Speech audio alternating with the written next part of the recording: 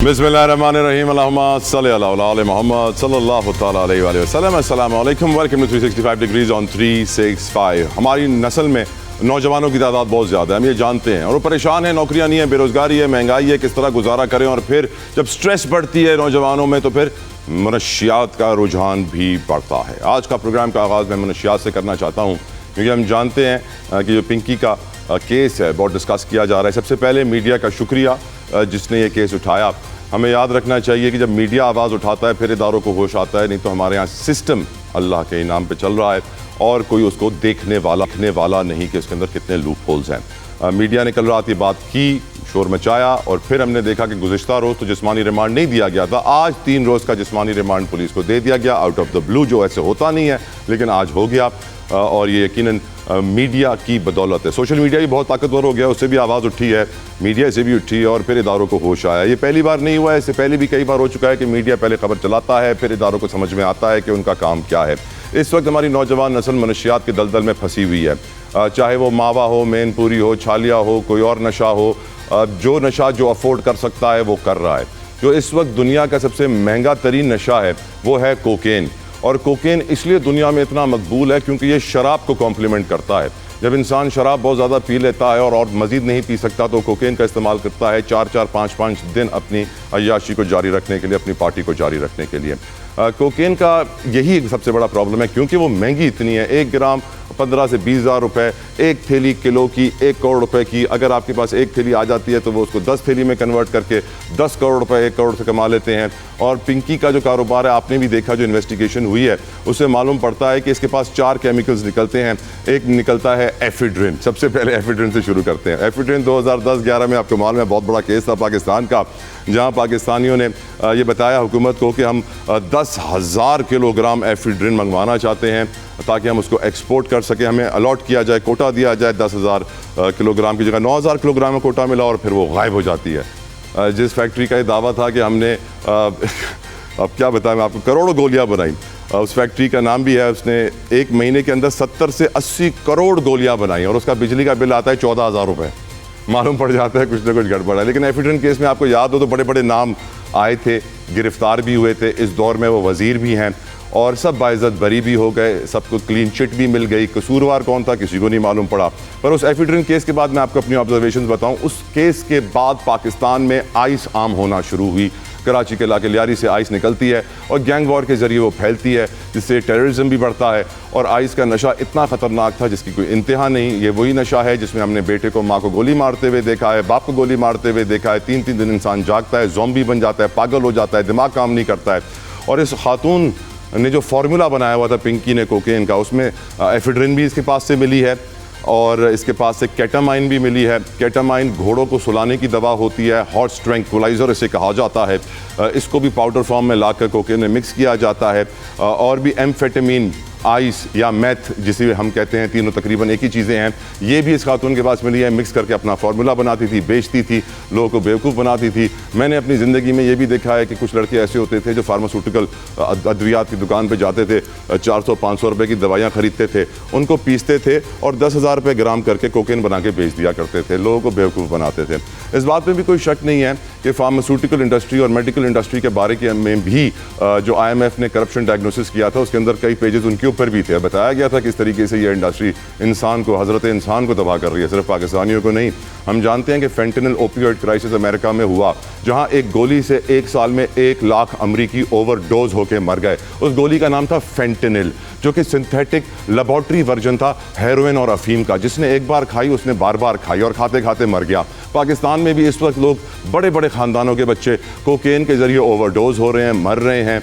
नौजवानों को कोई गाइड करने वाला नहीं है, उनके पास प्रॉपर काउंसलिंग नहीं है, उनको एहसास नहीं है कि वो क्या कर रहे हैं। वो कोकेन तो कर ही नहीं रहे हैं, वो एक अजीब सा नशा कर रहे हैं। कोकेन एक पौधे से बनता है, उसमें बहुत सारे केमिकल्स होते हैं, पाकिस्तान में ये अवेलेबल नहीं है। ये कोलंबिया, पेरू, बोलिविया इस साइड से आता है और ये थोड़ा सा आता है और फिर इसमें मिलावट की जाती है और ये बहुत ख़तरनाक है। और मैं आपको बताऊँ मैं आज क्यों आवाज़ उठा रहा हूँ। मैं आज इसलिए भी आवाज़ उठा रहा हूँ कि Pinky is just a front man. Pinky प्यादा है इस शतरंज की गेम का, क्योंकि ड्रग्स में इतना पैसा है कि पाब्लो एस्कोबार के मरने के बाद भी कई दिहाइयों के बाद भी उसकी जायदादों की ज़मीन के नीचे से पैसा निकल रहा होता है, उसके फार्म हाउस से पैसा निकल रहा होता है। पाकिस्तान में क्योंकि वैसे ही करप्शन इतनी ज़्यादा है, 2 नंबरी इतनी ज़्यादा है, यहाँ पे पुलिस का निज़ाम कैसा है, ANF की परफॉर्मेंस कैसी है, मुझे ज़्यादा बोलने की ज़रूरत नहीं है। मुस्तफ़ा आमिर का कत्ल केस ज़्यादा पुराना हुआ नहीं है, वो भी एक ड्रग कार्टेल से ही शुरू हुआ था जब बच्चे की जान चली गई। ऐसे न जाने कितने बच्चे मरते हैं, क्योंकि हमारे मुल्क में गटर में गिरने से ही इतने बच्चे मर जाते हैं। अब भला इन बच्चों का कौन सोचे, लेकिन हाँ, बड़े आदमी का बच्चा अगर ओवरडोज से मरेगा तो फिर ड्रग्स की बात होगी। अब ज़िया लंजार साहब हमारे सिंध के बड़े वजीर हैं होम डिपार्टमेंट के, वो कहते हैं मैं शर्मिंदा हूँ।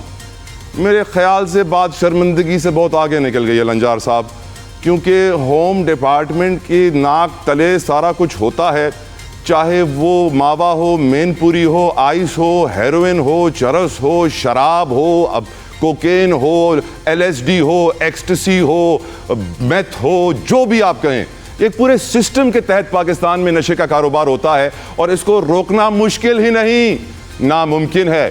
पिंकी की ऑडियो सुन के आप सब हैरान हो रहे थे कि इतना कॉन्फिडेंस इस खातून में कहां से आया। समझ जाइए कहां से आया, ताकतवर तरीन लोगों से आया जो इनकी सरपरस्ती करते हैं, पुष्पनाई करते हैं। लेकिन sadly we in Pakistan can't do anything about it. हम आवाज़ उठा सकते हैं एज मीडिया, अल्लाह का शुक्र है कि हम आवाज़ उठा रहे हैं।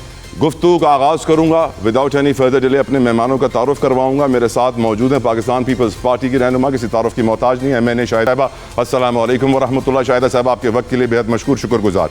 मेरे साथ मौजूद हैं PMLN के परवेज़ संधीला साहब, हमेशा हमारी इज्जत में इजाफा करते हैं प्रोग्राम में आके। परवेज़ साहब अस्सलाम वालेकुम, बहुत शुक्रिया आपके वक्त के लिए। मेरे साथ मौजूद हैं पाकिस्तान तहरीक इंसाफ के माहिर कानून सीनियर रहनुमा अज़हर सिद्दीक साहब। सिद्दीक साहब अस्सलाम वालेकुम, बहुत शुक्रिया आपके वक्त के लिए। शाहिदा रहमानी साहब, क्योंकि मामला अब सिंध से शुरू हुआ है तो मसला पूरे पाकिस्तान का, लेकिन ज़िया लंजार साहब आके टेलीविज़न पे कह चुके हैं आपके होम मिनिस्टर सिंध के कि मैं शर्मिंदा हूँ। आपको नहीं लगता कि बात शर्मिंदगी से बहुत आगे निकल गई है? आपको नहीं लगता मैडम कि अब आवाम को भी होश आ गया है, आवाम समझ गए हैं कि हुक्मरान कहाँ कहाँ नाकाम हो रहे हैं और क्यों नाकाम हो रहे हैं?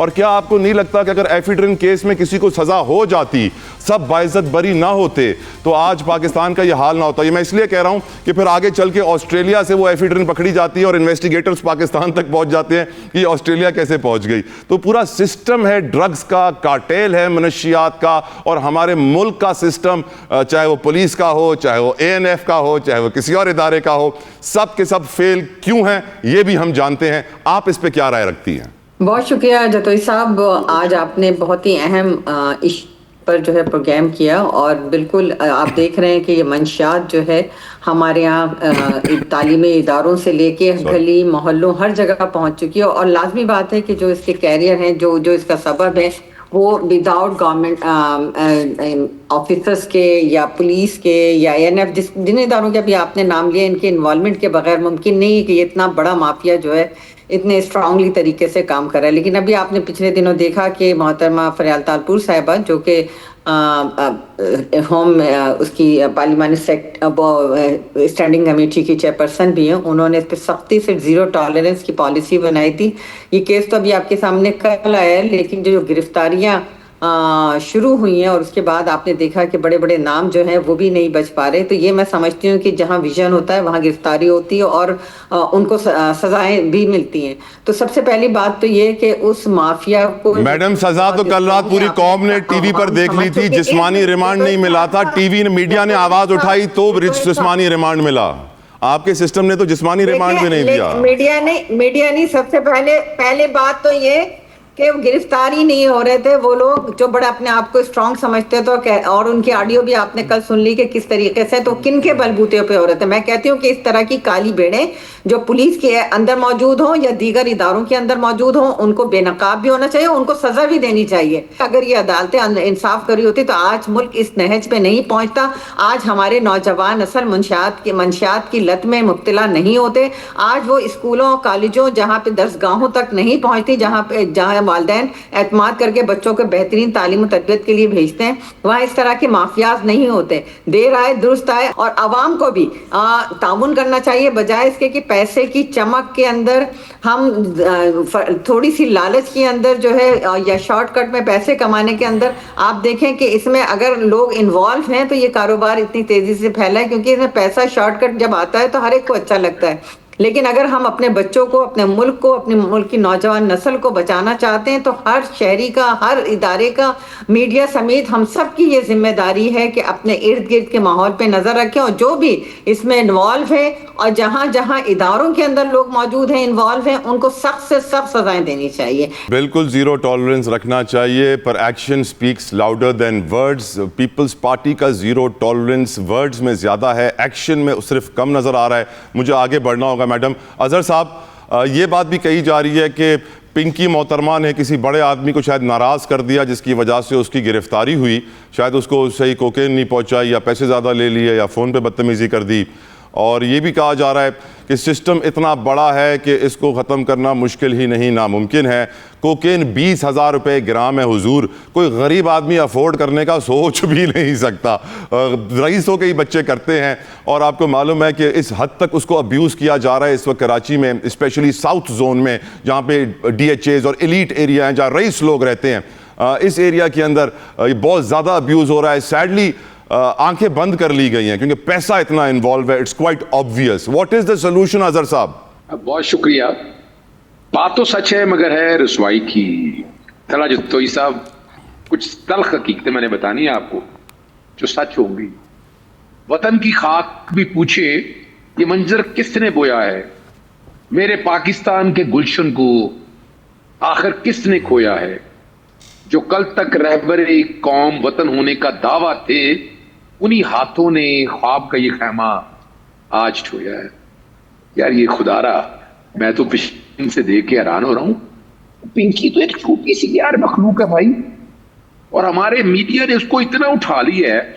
यानी अगर कोई इतना बड़ी गैंगस्टर होती और अकेली फिर रही होती वहां पर, उसकी वीडियो इस यानी आप अंदाजा लगाए ना, आपको समझ नहीं आया ये कि ये आखिर वीडियो उसकी गिरफ्तारी की वीडियो लीक की गई, ये फिर दोबारा लीक किया गया।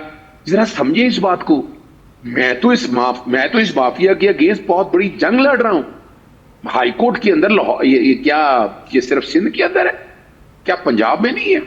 आए मैं आपको ले चलता हूं, इतने बड़े बड़े डैम दिखाता हूं मैं आपको मेन सड़कें दिखाता हूं जहां मनशियात से मारे हुए लोग फिर रहे। उनकी रिहेबिलिटेशन के मैंने जितना काम किया और जस्टिस साकिब निसार साहब ने काम किया, हम नहीं कंट्रोल कर पाए। दुख और अफसोस का मकाम है, तकलीफ दे बात है। मेरा पाकिस्तान 1947 से लेकर आज हम 2026 में हैं। ये तो आपने एक पिंकी देखी है ना। जरा क्या पाकिस्तान के अंदर मनशियात रुक गई? क्या मनशियात की सप्लाई रुक गई है? लाहौर हाई कोर्ट में एक बाकायदा जो है मैंने दरखास्त दायर की, सिंगल जस्टिस शाह जमील साहब, और मैं आपको बता रहा हूं कि मैंने क्या हालत देखी वहां पर। मैंने क्या हालत देखी आप सोच सकते हैं कि मैं हमने रिहेबिलिटेशन शुरू की, हमने बाकायदा, आप अंदाजा लगाएं, आपको पता है स्मोकिंग 200 मीटर के अंदर कोई दुकान नहीं हो सकती स्कूलों कॉलेजों के तहत, कानून है ये। आप यानी मैंने एनफोर्समेंट शुरू कराई, हमने बाकायदा हेल्थ प्रोफाइल बनाने शुरू किए बच्चों के, ताकि ड्रग्स एडिक्शन को रोका जा सके। सर मैं नहीं कामयाब हो सका इन माफिया के अगेंस्ट। आप तो एक पिंकी को रोते फिर रही है यार। यहां बैठकर फिर क्या वो अल्टीमेटली वो एक लार्जर बेंच बन गया, और लार्जर बेंच जब से बना वो केस ही नहीं लगा। आपको ये सोचना चाहिए। आपके यहां एक लफ्ज आया था पनामा में, सिजरियन माफिया, याद आया आपको? जी जी। वो डॉन के लफ्ज याद आया आपको? जी जी। वो याद आया आपको? यार यहाँ करप्शन के आप अंदाजा लगाएं, इस मुल्क में 3.5-4 साल में जो करप्शन हुई है उसको छोड़ के हमें कि ट्रक की बत्ती के पीछे लगा दिया गया है। माजरत के साथ मुझे हमदर्दी है गवर्नमेंट सिंध से, वो ये तो कुछ भी नहीं है भाई। मैं बहुत कुछ जानता हूँ सिंध के अंदर, मैं पंजाब के अंदर बहुत, यार क्या बात कर रहे हैं। आप आ जाए, चले मैं आपको लाहौर में लेके चलता हूँ, फार्म हाउस में आज भी मैं ले चलता हूँ। कितनी पार्टियां होती हैं आपको अंदाजा ही नहीं है इस बात का। ये अगर करना है ना तो ये खाली सिंध को नंगा ना करें, नंगा करें पूरे पंजाब को, नंगा करें पूरे खैबर पख्तूनख्वा के अंदर, नंगा करें बलूचिस्तान के अंदर, सारी जगह बताएं। यानी वो और वजह क्या है, जरा वजह भी असल समझ लीजिएगा जो मैं आपके सामने रखता हूँ। मुझे 1000 शायद रहमानी साहब से इख्तलाफ रहेंगे पीपल्स पार्टी से। इस वक्त वजह है कि मौजूदा हुकूमत सेटअप नाकाम हो चुका है। पाकिस्तान पीपल्स पार्टी को हुकूमत देना चाहते हैं, पाकिस्तान भी ये इतला है, पाकिस्तान पीपल्स पार्टी हुकूमत में नहीं लाना चाहती। वो इस निजाम को जो गला सड़ा निजाम है ना, और बिल्कुल ठीक फैसला उनका। बिलावल भुट्टो साहब को इस गंदे निजाम में क्या लेके करेंगे आप, कैसे संभाल सकेंगे आप? यानी जहां 11 अरब का वो गल्फ स्ट्रीम खरीदा जाता है, जहां बैठकर 30% करप्शन आज भी आपको पता है सिर्फ एक ही काम हो रहा है यहाँ पर, तामीरात हो रही हैं। पूरी दुनिया में चले जाएं, ना अदालतों की तामीर की इतनी जरूरत पड़ती है, रेनोवेशन की। आपको तो रेनोवेशन का भी हिसाब लगाइएगा ना, यहाँ बैठ के यानी सिविल सेक्रेटरीट बैठ कर यहाँ क्या क्या कुछ हो रहा है, आपके परेशानी की बात है। उस तरफ से तवज्जो हटा के Right, मैं सच बता रहा हूँ आपको, मुझे हमदर्दी है, मुझे हमदर्दी है इस निजाम के साथ। अगर निकालना है ना तो आए फिर असल लोग बताएं कि जनाब मनशियात कहाँ पैदा हो रही है, स्मगलिंग का हो रही है, बड़े बड़े डैन आपने कितने पकड़े, वो बेचारे छोटे छोटों को पकड़ रहे हैं। पिंकी तो एक छोटी सी है, बहुत छोटी सी, बहुत छोटी सी है, लेकिन हम उसे बढ़ाकर चढ़ाकर ऐसा बता रहे हैं जैसे बहुत बड़ा। और वो ठीक है, पीपल्स पार्टी कुछ असूलों पे खड़ी होने वाली जमात है, नून लीग के कॉन्टेक्स्ट के हवाले से। I completely agree. मेरी बिल्कुल कोशिश नहीं है कि मैं सिर्फ पे जिम्मेदारी डालूं। मिनासिल कौम हम सब जिम्मेदार हैं, स्पेशली हमारे हुक्मरान, हमारे इदारे। परवेज संदीला साहब, आप माशाल्लाह से बाहर रहते हैं, आपने दुनिया को बहुत गौर से देखा है। आप जानते हैं पाब्लो एस्कोबार क्या चीज़ था और कितना पैसा उसने जमा कर लिया था। पाकिस्तान के अंदर जो पाब्लो एस्कोबार है, क्या उसके ऊपर भी हाथ डाला जाएगा? तो जो मावा अफोर्ड करता है वो मावा कर रहा है, जो मेनपुरी अफोर्ड कर सकता है मेनपुरी कर रहा है, और ड्रग्स हमारे यहाँ सड़क हर गली हर मोहल्ले में है। परवेज संदीला साहब, पाकिस्तान का कोई आपको मुस्तकबिल नजर आ रहा है नौजवानों का ड्रग फ्री? बहुत शुक्रिया जतोई साहब। एक तो मैंने बड़ी तफसील से और गौर से आपका इंट्रो भी सुना, जो आपकी मुस्कुराहट, जो आपकी कातलाना मुस्कुराहट के साथ ने इंट्रो दिया, मैंने वो भी सुना और बड़े सब्र के साथ सुना। फिर उसके बाद मैंने मतलब कि जो लाहौर में पार्टियों का जिक्र फरमा रहे थे हमारे दूसरे साथी, वो भी बड़ी गौर से सुनी। अब उम्मीद ये है कि मेरी भी बात सुनी जाएगी। 100% काटा नहीं 100%। अगर ये लाहौर की पार्टियों में ले जाने के बजाय वो 5th फ्लोर वाली कहानियां सुनाए ना लोगों की, जो 5th फ्लोर पर वज़ीर-ए-आज़म हाउस में पार्टियां हुआ करती थी, और ये हर करप्शन के पीछे किसी पिंकी का हाथ या हर ड्रग्स माफिया के पीछे किसी पिंकी का हाथ क्यों होता है, ये इस मुल्क को बर्बाद करने वाली पिंकियां ही क्यों हैं। चाहे वो करप्शन के कस्से कहानियां ले लें, चाहे वो ट्रांसफ़र के किस्से कहानियां ले लें, चाहे वो AC/DC के रेड लगाने की कहानियां ले लें, चाहे वो अब स्कूलों कॉलेजों में बच्चों पे ड्रग्स बेचने की हों, इनके पीछे ये पिंकियां ही क्यों निकलती हैं। एक बात। दूसरी बात यह है कि ज़रा बिल्कुल ठीक कह रहे हैं भाई मेरे, इस बड़ा दुख और तकलीफ इनको हुआ है। काश इस दुख तकलीफ को ज़रा थोड़ा सा आगे लेके जाएं, इन्वेस्टिगेशन करें। ये बीबी जब 5 साल पहले लाहौर में पकड़ी गई थी ना, तो 5 साल पहले बताया जा रहा है कि 5, 7, 10 करोड़ रुपया देकर यहाँ से कराची भाग कर गई थी। तब जरा 5 साल पहले हुकूमत किन की थी, जरा ये भी बता दें। ये वो चीज़ें हैं जो हकीकत हैं, इसको आप जुटला सकते हैं। फिर स्कूलों में, फिर यूनिवर्सिटियों में, फिर कॉलेजों में। बल्कि उस बीबी ने तो ये भी कहा जा रहा है कि जो पुलिस इंस्पेक्टर उसको पकड़ने गया था, जिसने पकड़ा था, उसके साथ दूसरी शादी भी कर ली थी।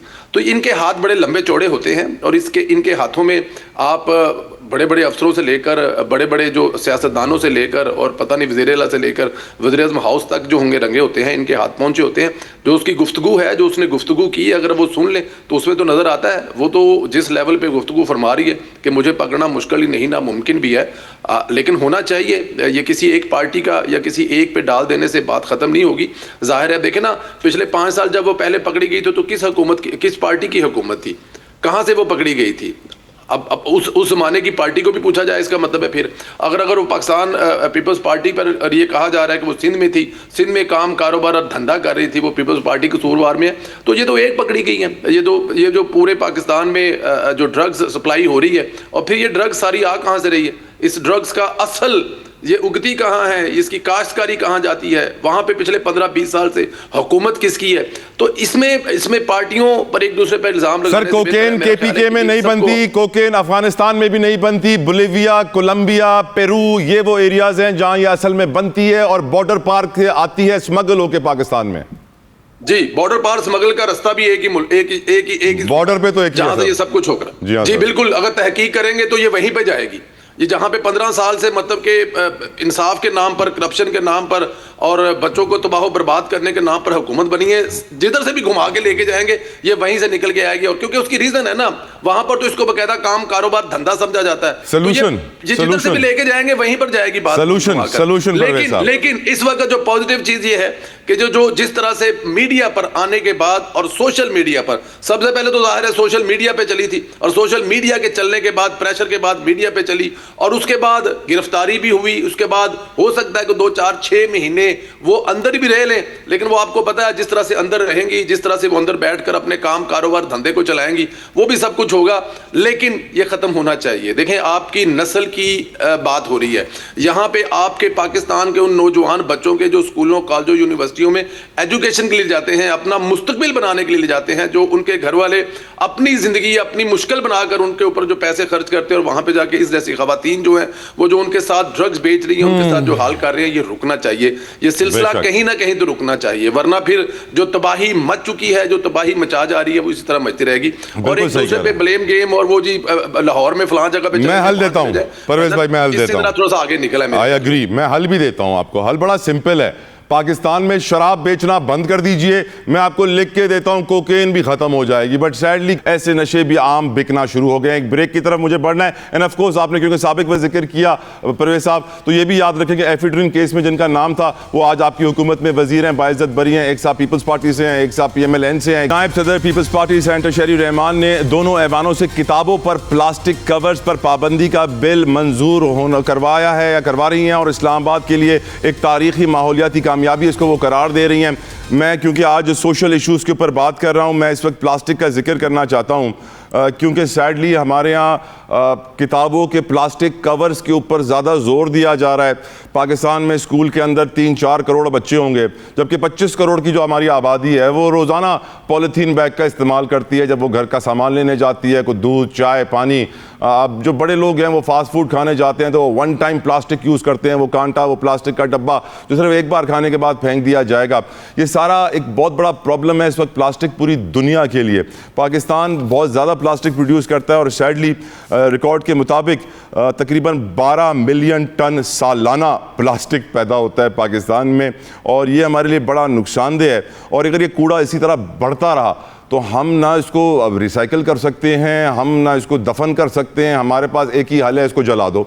जला दिया तो फिर वही सारे केमिकल्स आपके फेफड़ों में आएंगे, आपको बीमारियां होंगी, आपको ऐसी ऐसी बीमारियां होंगी कि आपको पता भी नहीं चलेगा। और फिर आप सोचने पर मजबूर होंगे कि यार आजकल क्या वजह है कि 25 साल के लड़के को दिल का दौरा पड़ता है, वो मर जाता है। 26 साल का लड़का बड़ा हेल्दी होता है, रात को सोता है, सुबह को उठता नहीं है, क्योंकि हमारे पानी में प्लास्टिक है, हमारी हवा में प्लास्टिक है, हमारे खाने में प्लास्टिक है, हर तरफ प्लास्टिक ही प्लास्टिक है। और हम क्लाइमेट चेंज की बात बहुत करते हैं, IMF से जो पैसे आए हैं आज 1.3 बिलियन, उसमें क्लाइमेट चेंज के हवाले से भी लड़ने के लिए बहुत सारा फंड है। और मैं समझता हूँ इसके ऊपर गुफ्तगू का आगाज़ करूँगा मैं शाहिदा रहमानी साहिबा से, क्योंकि शहरी रहमान साहिबा ने इस पर बड़ी मेहनत की है, वज़ीर हैं वो। शाहिदा रहमानी साहिबा, हम कराची में रहते हैं और कराची में हम हर जगह पॉलीथीन बैग का इस्तेमाल देखते हैं, हर जगह। मैं यहीं से उठ के लाहौर इस्लामाबाद जाऊँगा तो मैं देखूंगा बहुत सारी बड़ी बड़ी जगह पे पॉलीथीन बैग इस्तेमाल नहीं हो रहा होगा। फिर मैं सोचता हूं कि भाई अगर ये कानून लाहौर में हो सकता है, इस्लामाबाद में हो सकता है, फिर कराची का क्या कसूर है? ये तो सबसे बड़ा शहर है पाकिस्तान का, 3 करोड़ की आबादी है। शाहिदा रहमानी साहिबा, क्या पीपल्स पार्टी फेल हो गई पॉलीथीन बैग पर पाबंदी लगाने के लिए यहाँ पर? साहब जी जतोई साहब, एक तो सारा आपका गुस्सा जो है ना और सारी चीजें आपको कराची में नजर आ रही। मैं इस्लामाबाद में बैठी हूँ और मैंने कुछ अर्सा पहले असम्बली के अंदर कोई चीज़ परचेज की, मुझे प्लास्टिक का पॉलीथीन बैग मिला। मैंने असम्बली में दिखाया कि ये हमारी असम्बली के नीचे शॉप में मिला है। तो आप यहाँ पारा चले जाएं, कहीं भी चले जाएं, आपको प्लास्टिक के पॉलीथीन बैग्स में मिलता है। लेकिन आप सबको क्लियर करके सिर्फ कराची पे आपका गुस्सा चले, आपने मुझे रेक्टिफाई कर दिया, आपने मुझे करेक्ट कर दिया। ओके मैडम, मेरे सवाल का जवाब ठीक है। अब बात ये रही कि बिल्कुल ये अवाम को भी कोऑपरेट करना चाहिए, जो इस पे काम कर रहे हैं उन लोगों को भी कोऑपरेट, क्योंकि कानून बना, आपने देखा कि मुर्तजा वहाब साहब, हम सब रोडों पे खड़े हुए और हमने जो है लोगों को बैग्स तकसीम किए ताकि लोगों को अंदर अवेयरनेस हो। लेकिन उसके बावजूद अवाम और वो लोग जिसका काम कर रहे हैं वो उसे किसी तरह से रोकने पे नहीं रोकना चाह रहे, क्योंकि उसमें उनको मुनाफा ये, हालांकि गवर्नमेंट ने इसको अल्टरनेट भी कहा कि दिया कि आप कागज के, आप कपड़ों के बैग जो हैं वो लेकर आए, और शॉपिंग मॉल्स में भी उसको रखवाया गया और बहुत ज्यादा सख्ती भी की जाती है। लेकिन उसके बावजूद लोग जो है वो कहते हैं ना, खुदा ने आज तक उस कौम की हालत नहीं बदली, ना हो जिसको ख्याल आप अपनी हालत के बदलने का। तो यही नहीं, आप देखिएगा, आज मैं सबसे पहले तो मुबारकबाद पेश करना चाहती हूँ शहरी रहमान साहिबा को कि उन्होंने एक बहुत बड़ा मसला, तो अल्लाह करे कि जो है इस पर इम्प्लीमेंटेशन हो, क्योंकि हम ये देख रहे हैं हमारे भी कई बिल्स इसके हवाले से क्लाइमेट चेंज में मैं लेकर गई हूँ, जिसको जो है गवर्नमेंट ने अप्रूव भी नहीं किया। हालांकि आप देखें कि जो ईवी गाड़ियां आ रही हैं, मोटरसाइकिलें हैं, बाइक्स हैं, गाड़ियां हैं, और उसके साथ जो है सोलर सिस्टम है, मतलब ये कहाँ जाएगा।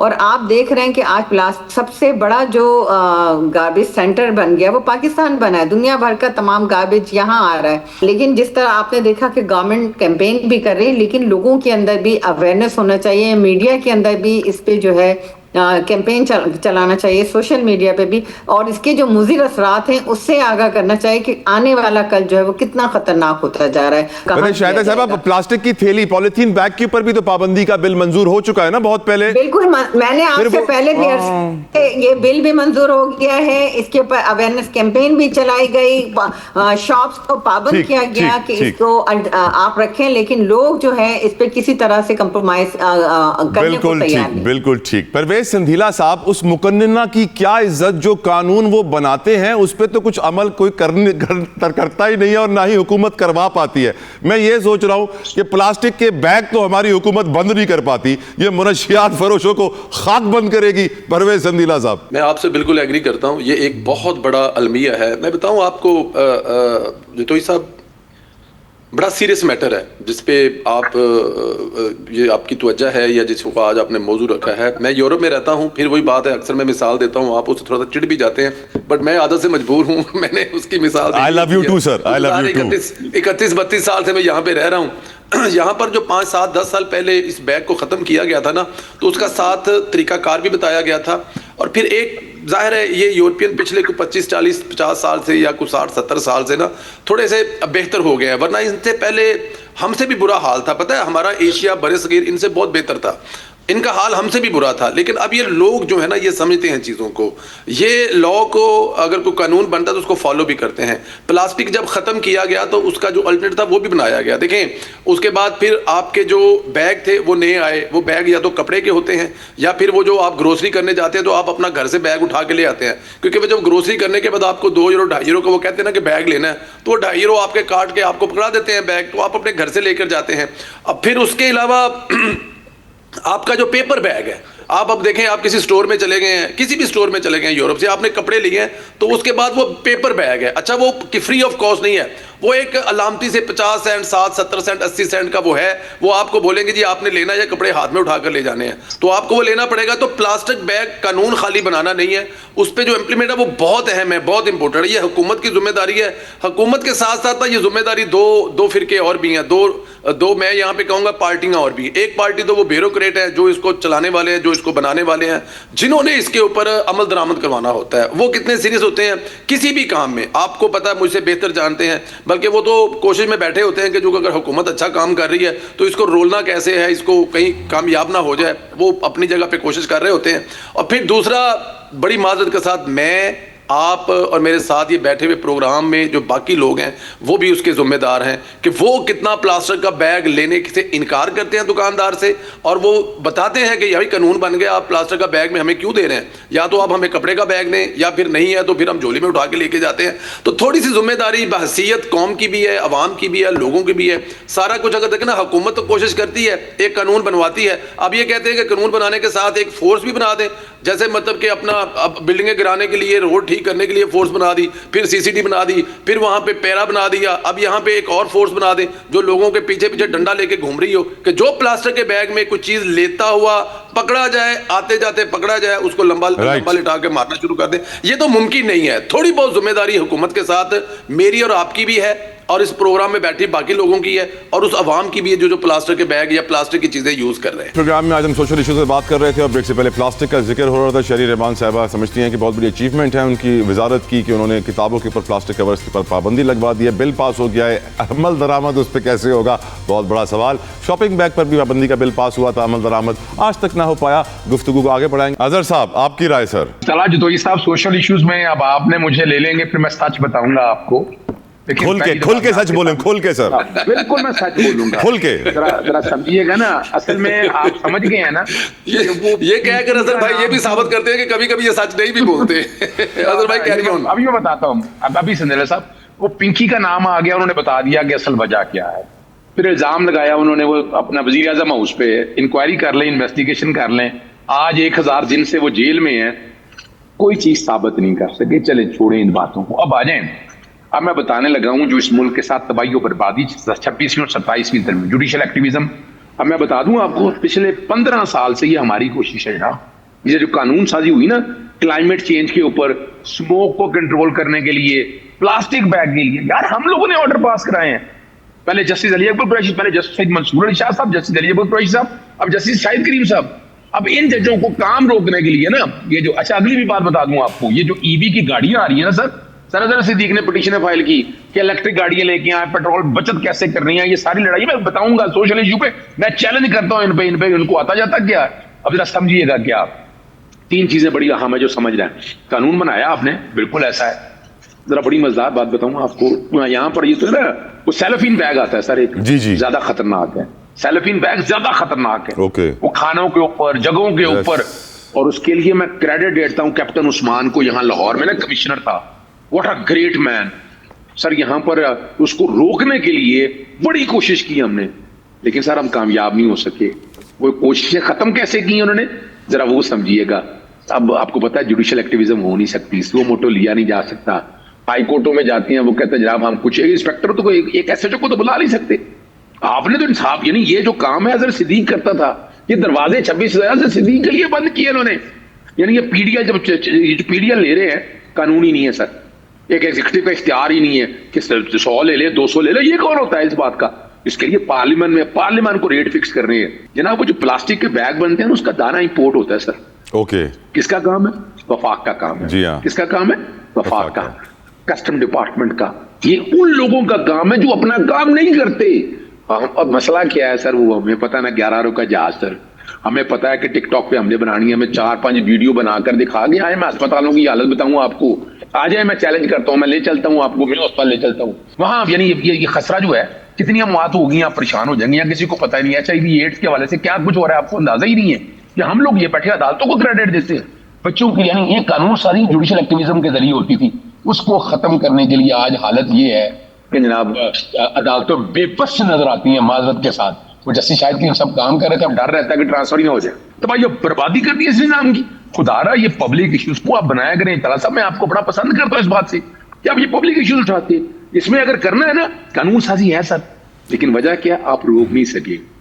ट्रेडर है ना, वो वोटर होता है ना सर, वो आ रहा है, इंपोर्ट होता है, स्मगल होता है, स्मगल वो एक ही नजर आता है। अच्छा मनशियात भी स्मगल होती है, वो केबी के जनाब बड़ा बॉर्डर जो है ना। अजहर साहब जाते जाते जरा इमरान खान साहब की आंख के बारे में बताइए सर, ये भी खबर आज शाया हुई भी है। सर मैं एक बात बताऊं आपको, मुझे दुख और अफसोस है इसमें, मैं कौम की बात कर सकता हूं। आज हालत देखिए, पेट्रोल कितना महंगा हो गया, कितना जुल्म और ज्यादती है, लोग निकल नहीं सके। इमरान खान के नाम पर लोगों को मार मार कर अदमुआ कर दिया। अब आने वाले दिन जब कभी ये भी होंगे, इमरान खान भाई prison act, prison rules, ICCPR, national अपना universal declaration of human right, ICCPR, एक कैदी से मिल नहीं सकते, उनका इलाज नहीं करवा सकते। और वो एक जो जेल सुप्रिटेंडेंट है वो कितना ताकतवर बंदा हुआ है। ये जुल्म और ज्यादती लिखी जा रही है सर। मैं ना कई दफा मैंने सोचा है मैं ह्यूमन राइट ऑर्गेनाइजेशंस को लिखूंगा, अपने मुल्क की शर्मिंदगी होगी ना। जनाब मैं लेकर गया, जनाब आप पूछते हैं, आप आ जाए, मैंने यहाँ पिटीशन फाइल की, क्या बात कर रही है यहाँ पर बैठकर। मैं किसी बंदे की बात नहीं कर रहा, जेलों में जाकर देखें कितनी है तादाद। अगर 20,000 है तो 70,000 कैदी है यहाँ पर। और उनके साथ क्या हो रहा है, अभी आप अभी सिर्फ यहाँ देखें, यहाँ पर आए, सोशल इश्यूज के ऊपर सारी सियासी जमातें इकट्ठी हो, इसका हल है, कोई मुश्किल काम नहीं। बहुत बहुत शुक्रिया, बहुत शुक्रिया, बहुत बहुत शुक्रिया अजहर सिद्दीक साहब, बहुत बहुत शुक्रिया परवेज संदीला साहब, शाहिदा रहमानी साहब। आप प्रोग्राम के अख्ताम पे दुआ, या अल्लाह ताला मेरे मुल्क के हुक्मरानों को अता कर वो ताकत, अता कर वो इल्म, अता कर वो हिदायत जिससे वो इस मुल्क के मसाइल हल कर सकें। आप भी मेरे साथ कहिए आमीन। अपना ख्याल रखिएगा। सी यू टुमारो। अल्लाह।